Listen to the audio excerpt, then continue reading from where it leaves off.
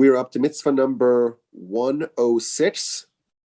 And this is another really interesting mitzvah that relates to the temple service. And this is the hand and feet washing of the Kohanim.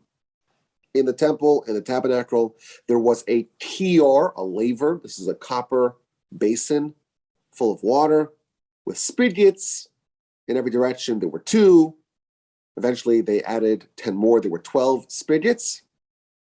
It was located between the outer altar and the entrance of the sanctuary. So, of course, there's 2 altars. There's a massive, what's called a copper altar, the outer altar, and that was outside the sanctuary. And upon that altar, all the sacrifices were offered. And then there was the inner altar, the golden altar, upon which it was exclusively the incense, the ketores. So between the outer altar and the entrance of the sanctuary was this kior, was this laver, copper basin, full of water. And any Kohen who entered the sanctuary, and of course only Kohanim were allowed to enter, they must first wash their hands and feet. Similarly, any Kohen who wanted to perform work, service in the temple, must first wash his hands and feet. And the way this was done, in the temple, everyone was barefoot. Can't walk in with your shoes. So you would take your right hand and put it on your right foot, and your left hand and put it on your left foot, and then the water would be released from the kior. And while you're standing, you can't do it sitting. In fact, all service in the temple must be done while standing. You wash the hands, you washed the feet, and now you are primed. You're allowed to enter the sanctuary and do the work. If a Kohen fails to do this, if a Kohen fails to properly wash their hands and feet before entering the sanctuary and before doing any work, this was a very severe violation, and it carries with it capital punishment, not by a human court, but by heaven. Now, although we don't, as of the date of this recording, we don't have a temple, there are mitzvahs that we have today, rabbinic mitzvahs, that stem from this biblical commandment. And that is the washing of hands that appears in many places in our life. You could even say that we're obsessed with hand washing. After using the bathroom, after touching something dirty, after visiting a cemetery, when you wake up in the morning or in the early afternoon if you are a teenager, before you eat, before you make an after blessing, before praying. There are all kinds of scenarios where there would be rabbinic mitzvahs requiring you to wash your hands in a way that's connected or related to the biblical mitzvah that applied only in the temple and only for the Kohanim. Now, the requirement to wash your hands is not merely hygienic, it has spiritual underpinnings, as we shall yet see. Now, the Sefer Chinuch, the book that we are using to navigate the mitzvahs, he explains the rationale or a rationale behind every mitzvah. And he tells us that the reason why the Kohanim have to wash their hands and their feet in the temple before doing any service, it's out of respect. There has to be reverence. There has to be awe of the temple. If they realize that this is a special place, this is a holy place, this is a designated place of God, and therefore, before you do anything, before you do any work, wash your hands, wash your feet in order to prepare. The Ramban, in his comment to Exodus chapter 30, verse 19, this is the verse that talks about the washing of the hands and feet. He adds some more color to this idea. And he says, if you were the waiter, you're the waiter, or you're working in the kitchen for the king, and there's all this special dainty food and the wine of the king, everyone's always washing their hands because the hands get dirty, and you want to have absolute cleanliness for the food of the king. And that's why, similarly, if God, the King of all kings, is residing in the temple, you follow the same pattern. Now, why do you wash your feet? Your hands always touching things that get dirty, as we know. What about the feet? So he tells us that the Kohanim, they would work barefoot in the temple. And some people, he tells us, some people, they have sweaty and smelly feet. That's what the Ramban says. And therefore, again, in order to maintain the dignity and the standing and the stature of this location, the feet are cleaned as well. And then he adds some Kabbalistic ideas. He talks about when you raise your hands, then your hands and your feet are your furthest extremities. And when you wash your hands, it somehow relates to the 10 Sephiros, which I know nothing about, very Kabbalistic. But there are obviously other Kabbalistic ideas featured here. I did see the Kabbalists say something else intriguing. They say that we know in our body there's a soul. And the soul is this unadulterated force of holiness and power and purity. But the body is kind of a battleground because the soul, of course, is there. And the soul is this overpowering force of holiness. But there are all sorts of other forces, impure forces, trying to encroach. Which is why, of course, when someone dies and their soul has exited the body becomes the absolute peak of impurity because nature abhors a vacuum. If there's a vacuum, a spiritual vacuum in the body, and the soul is not there to keep all those other forces at bay, well, what enters?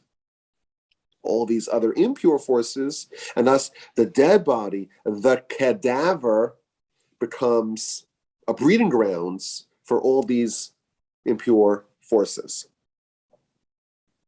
Now we know that the Talmud tells us, we talked about this in the past, when someone goes to sleep, their soul, to a certain extent, departs. The Talmud says that sleep is a 60th of death. So death is the soul departs completely. When someone sleeps, well, like a 60th of that. Well, when someone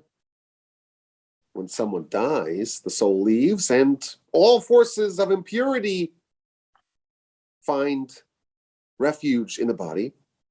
Sleep is a little bit like that. The soul, to a certain extent, leaves, and what fills the space? All kinds of harmful, deleterious, noxious spiritual forces. But of course, if someone is just asleep, they're not dead, and when they wake up, well, the soul's back. And what happens to all those spiritual impurities that had squatted inside the body overnight? The soul arrives, and they scram, and they flee in all directions, and they end up in the extremities. They go to the furthest parts of the body, which is the hands and the feet. The Kabbalists add that the Talmud tells us, this is something which is very strange for us to picture. Adam and Eve, prior to their sin, their whole bodies was covered in fingernail material. Oh. And that served like as a Kevlar, as a protection. And that would thwart all the forces of impurity. And then, once they sinned, they lost it. And they became exposed. And it was dark. And they were terrified. They felt very vulnerable. They felt very naked. And then Adam was given fire. And he was scanning his whole body to see, where's my protection? And he found there was just a little bit left on the fingernails. Which is why on Motzei Shabbos, after Shabbos departs, which coincides with the time that darkness arrived for the first time for Adam, and when he was booted from the garden, And when he realized that he lost all of his purity and holiness, there is a mitzvah to light a candle. There is a mitzvah to light a candle and to look at your fingernails. And that mimics what happened to Adam and Eve when they had fire and they started standing their bodies looking for their protection, which was gone. And they were comforted by knowing there's a little bit left at the extremities. That's a little bit of a vestige of Adam and Eve pre-sin. Why are their fingernails this, again, relic, this vestige of Adam's protection against all these forces? Why are they found at the extremities on the fingernails and the toenails? Because these things, and again, very Kabbalistic, these things, they thwart all those forces. And where do those forces congregate? Those forces, those spiritual forces that enter when the soul departs. They congregate at the extremities. And thus the Kabbalists say that absent fingernails, we would have impurity even during the day, even without sleep. Because that's where those forces would coalesce. Thanks to the fingernails, those forces only have a grip on us only at night, only after using the bathroom, etc. And thus the two forces, the 1-2 punch of those fingernails and washing the hands, that removes those spiritual impurities. Thus tell us the Kabbalists. Now the obvious question is, in the temple, the Kohanim would wash their hands and their feet. And again, that's where the purity is found. If you're going to walk into the temple, you have to remove those forces of impurity. How come today we don't wash our feet? And the answer, we're told, is that the forces of impurity are much stronger on the feet than on the hands, and therefore washing our feet won't even help. In the temple, with the special tior, the special laver that was made by Moshe, that had special power to remove even the impurity found in the feet. But today, with just water, it can only remove the impurity of the hands, of the extremities on our hands, but not of the feet. So that's kind of a modern application of this general principle that we are told here in the Torah. When a Kohen watches the temple, when they do any work in the temple, they must wash their hands and their feet. Now, there's an interesting halachic problem featured with this vessel, the kior, the copper laver that was found in the temple. Any vessel that was used in the temple, anything that was placed inside of it, if it was there overnight, the items that are inside of it are now disqualified for use in the temple the following day. And therefore, because the kior was a vessel in the temple, any water that was inside of it, if it's overnight, the water has to be spilled out. It has become disqualified. And thus, every morning, they would have to empty out the basin and refill it with different water. That was a little bit of an inconvenience in the temple, until in the second temple era, an enterprising Kohen Gadol, high priest, invented a muchni. What's a muchni? The word muchni relates to our word that we have today, a machine. A machine. He invented a machine to fix this problem. And the Talmud tells us it was some sort of wheel, some sort of flywheel that would submerge the water into the groundwater and thereby sidestep the problem of disqualifying the water. The exact nature of how this machine worked is disputed. Some say that this was like a certain pipeline, some plumbing that connected the spouts, the spigots of the laver to subterranean pipelines such that the water would not be stored in the vessel overnight. Others say that the spinning wheel would remove the water and submerge it and then bring it back up. I even saw one opinion that says that the whole laver itself would get submerged. It's not so clear, but it's interesting to note that there was a clever solution to a difficult problem with this vessel in the temple. There are some more laws here that are pertinent. If a Kohen washed his hands and feet and then met someone for lunch outside the temple grounds and would come back in, they would need to wash their hands and feet again. If a Kohen was up overnight, even if they didn't sleep, they would need to wash their hands again. Ideally, this washing had to be done with the tior. But if you use a different vessel, it may be okay, provided that it's one of the vessels of a temple, not, you didn't bring just, your cup, your jug from your house. It has to be one of the official sanctioned temple vessels. In fact, on Yom Kippur, the Kohen Gadol, the high priest, used a special gold vessel for washing hands and feet, which he did 10 times over the course of the day. Now, the mitzvah is not to stick your hands in the water, but to have a drip on your hands. And there are all kinds of regulations, as you would expect.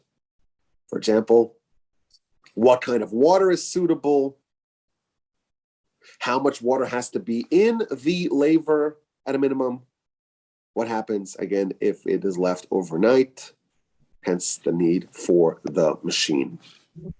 Now, as we mentioned earlier, today we only have a mitzvah of washing our hands, which is akin to this mitzvah. But if you look at the sources, it's taken very seriously. For example, the Talmud tells us in the book of Sota on page 4b, as we know, you have to wash your hands before you eat bread. If someone eats bread without washing their hands, says the Talmud, it's as if they visited a prostitute. What? Not. Jennifer, I see that you're not muted. Would you mind muting your... Oh, I'm sorry. That's fine. It's also clear what the connection is, but that's what the Talmud says. The Talmud continues and says, on that same page, if someone doesn't take this so seriously, washing your hands, so what does it really matter? It's not so important. They are uprooted from the world. The Talmud in the book of Shabbos on page 62b tells us there are three things that cause poverty. And one of those three things is hamizalzel b'netilas yadayim, someone who devalues, someone who mocks hand washing. And the Talmud records a story that indicates just how seriously the sages took hand washing. We know during the 130s, it was a very difficult time for the Jews in Israel, living under Roman rule, very harsh Roman rule. And we know the greatest sage of the time was the great Rabbi Akiva, who was arrested for teaching Torah publicly. And the Talmud records a story of what happened when Rabbi Akiva was in prison. Every day, he was brought a little bit of water to drink and to wash his hands by his student. And one day, the guard at the prison told the student who was bringing the provisions for Rabbi Akiva, he says, well, looks like you're bringing a lot of water. I think I know what you're doing. You're pouring the water on the ground to soften the ground to plan your escape. So he takes the water and he spills out half of it. So Rabbi Akiva gets a very small amount of water. And he tells the student, don't you know that I'm old and I depend on you for my life? Why is there so little water? So he tells him the entire story. And Rabbi Akiva was presented with a problem. He only had enough water to wash his hands or to drink, and he had to make a choice what to use the water for. So Rabbi Akiva takes the water and washes his hands. And the student tells him, you don't have enough water to drink. Why are you using it to wash your hands? So Rabbi Akiva responded. He says, well, some of the sages, they rule that it's so serious to wash your hands. If you don't do it, it's almost like a capital crime. And therefore, I'm not taking chances, even though I don't believe that they're actually correct. I want to respect the rulings of my colleagues. I'd rather die of thirst than transgress the opinion of my peers, of my colleagues. And he wouldn't eat anything until he washed his hands. And when the rest of the sages heard about this, they said, Rabbi Akiva was very old. He was over 100 years old. And he was really weak. And nevertheless, he washed his hands, took it seriously. And he was in prison, and he washed his hands. Imagine someone who's young, who's healthy, who's not incapacitated or incarcerated. How important is it for them to wash their hands? There's another story from that same era featured in the Midrash. There was a Jewish butcher, and the Jews were being persecuted. So this Jewish butcher pretended to not be Jewish. And he would sell, in his butcher shop, he would sell kosher meat and he would sell pork. So that way he'd be saved from the purge of the Jews. And if a Jewish customer would come in, he would give him kosher meat. And if a Gentile customer would come in, he would give him the non-kosher meat. But how would he know? How would he determine the identity of his customers? So it was like a restaurant, apparently. And he would see if the person would wash their hands before they ate anything. He would know that this person is Jewish, they need to get the kosher meat. And if the person would not wash their hands, well, that's a mark of a non-Jew. And they could eat the pig. And they could eat the pig. One day, there was a Jew who came in, didn't wash his hands. So the proprietor assumed this person was not Jewish. And he gives them the pork to eat. And they eat, and they don't make a blessing. This guy's obviously not Jewish, but he really was. So afterwards, it's time to settle the bill, to pay for the check. And he says, well, it's 10 coins. He says, wait a minute, in the past I ate here, it was only 8 coins. Why are you taking 10 from me now? He says, well, the meat that you just ate was pork. It cost a little more. So this Jew, in the words of the Midrash, his hair stood on its ends. And he got very frustrated and very agitated. He said to him quietly, I'm Jewish. What do you do to me? Why do you give me pork?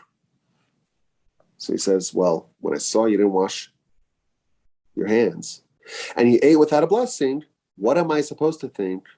I thought you were a Gentile. And the Midrash concludes that this teaches us that if someone doesn't wash their hands before they eat, they're at risk of being fed pork. The Midrash continues with a second story about the time that we wash our hands, not before we eat, but after we eat. There was a man who was eating some kitnis, which is some sort of barley, called barley, or some sort of grain product. And he finished eating, didn't wash his hands. So he goes out into the marketplace and his hands are dirty. So someone spots him and sees that his hands are covered with this grain and comes up with a very devilish trick. He goes to this guy's house and he says, your husband asked me to come collect the jewelry. And he thought you wouldn't believe me. So therefore he told me that the proof, the evidence that he's telling that I'm actually a representative of your husband is that he just ate this grain product. So this woman hears that this guy obviously has some inside info. How else would he know what her husband ate for lunch? So she gives him the jewelry, and of course, the guy disappears. And sometime later, the husband comes home and says, well, where's the jewelry? And she responds, well, that the gentleman that you sent, he came to collect it. What gentleman? I didn't send no one. And the man got angry, and he struck his wife, and he killed her. That story is recorded in the Midrash. And the Talmud concludes from that if someone doesn't wash their hands, they're really at risk of domestic disharmony and even potentially murder. I think this is our sages trying to impress upon us how seriously this requirement to wash our hands in all these various instances when we're eating, beforehand, afterwards, in the morning, when we go to the bathroom, you come back from a cemetery, and it's apparent from our sages that there's a tendency for people to take this not as seriously as they ought to, and that's why we are warned about it, and we have it impressed upon us so strongly. As we saw, this idea is pregnant with Kabbalistic underpinnings, but regardless, our sages take it very seriously. Ultimately, it stems from the original mitzvah of the Kohanim in the temple before they do any work, before they do any service, before they even enter the sanctuary to wash their hands and wash their feet. And today we have some element of this with our hand washing. As always, my email address is rabbiwolbe@gmail.com.